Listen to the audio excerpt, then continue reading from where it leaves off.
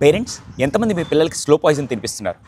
అదేంటి సార్ అంత మాట అంటున్నారు? తినేటప్పుడు మాత్రం నేను చూసే హ్యాబిట్ నాకు ఉండదు. చాలా మంది పిల్లలకి స్లో పాయిజనస్ ఫీడ్ చేస్తున్నారండి. ఆ స్లో పాయిజన్ ఏంటంటే డిస్ట్రాక్షన్ అండి. ఎంతమంది మీ పిల్లలు టీవీ చూస్తూ కానీ మొబైల్ చూస్తూ కానీ తింటున్నారు? పిల్లలతో పాటు పెద్దలు కూడా తింటున్నారంటే ఈ 3 డేంజరస్ కాన్సిక్వెన్సెస్ మీరు తెలియాలండి.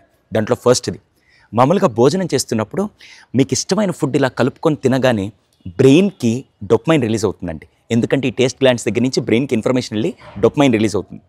అలాగే అదే టైంలో మీరు ఫోన్ కానీ టీవీ కానీ చూస్తూ తింటుంటే దానివల్ల కూడా డోపమైన్ రిలీజ్ అవుతుంది. యాక్చువల్గా మీరు తినే కెపాసిటీ ఇంత అనుకోండి, ఇంత పెడితే తినగలుగుతారా? అలాగే బ్రెయిన్ కెపాసిటీ డోపమైన్ ఇంత అయితే మీరు దాన్ని డబుల్ స్టిమ్యులేషన్ చేయడం వల్ల ఆ బ్రెయిన్ కూడా ఓవర్ కెపాసిటీ అయిపోయి నెక్స్ట్ టైం నుంచి అంత స్టిమ్యులేషన్ జరిగితే కానీ ఎక్కువ కాన్సన్ట్రేషన్ చేయలేరండి. అందుకని ఫస్ట్ డోపమైన్ హైజాక్ అవుతుంది. సెకండ్, మైండ్లెస్ ఈటింగ్ అంటాం. మామూలుగా మైండ్ఫుల్ ఈటింగ్ చేయాల్సింది కాస్త సార్ ఈ మైండ్ఫుల్ ఈటింగ్ ఏంటి అంటే మీకు నెక్స్ట్ వీడియోలో దీని గురించి చెప్తాను. ఖచ్చితంగా అందరూ మైండ్ఫుల్ ఈటింగే చేయాలి. ఈ మైండ్లెస్ ఈటింగ్ వల్ల ఎంత తింటున్నాం, ఏం తింటున్నాం, క్వాంటిటీ అనేది కూడా చాలామంది తెలియకుండా దానివల్ల ఒబెసిటీ, డైజెస్టివ్ ప్రాబ్లమ్స్ ఇవన్నీ వస్తున్నాయి. మూడో డేంజర్ ఏంటి తెలుసా?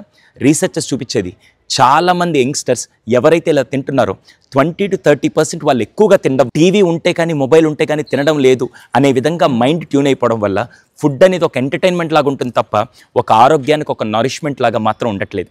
దయచేసి ఈ 3 డేంజర్ ఎఫెక్ట్స్ మీ దగ్గరికి రాకుండా ఉండాలి, మీరు ఎఫెక్ట్ అవ్వకుండా ఉండాలంటే మాత్రం ఈ రోజు నుంచి టీవీ కానీ ఫోన్ కానీ చూస్తూ తినొద్దు. శిశిరా, నువ్వేమన్నా చెప్పాలనుకున్నావు దీని మీద?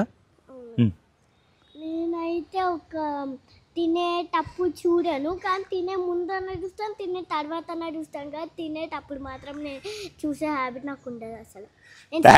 నేను సైకాలజిస్ట్ బిడ్డను కాబట్టి నేను అలా చేయాలని అనుకోవట్లేదు. ఆ హ్యాబిట్ నాకు ఉండదు అసలు. ఆ హ్యాబిట్ చేయాలనుకోవడం నాకు ఎప్పుడు ఉండదు.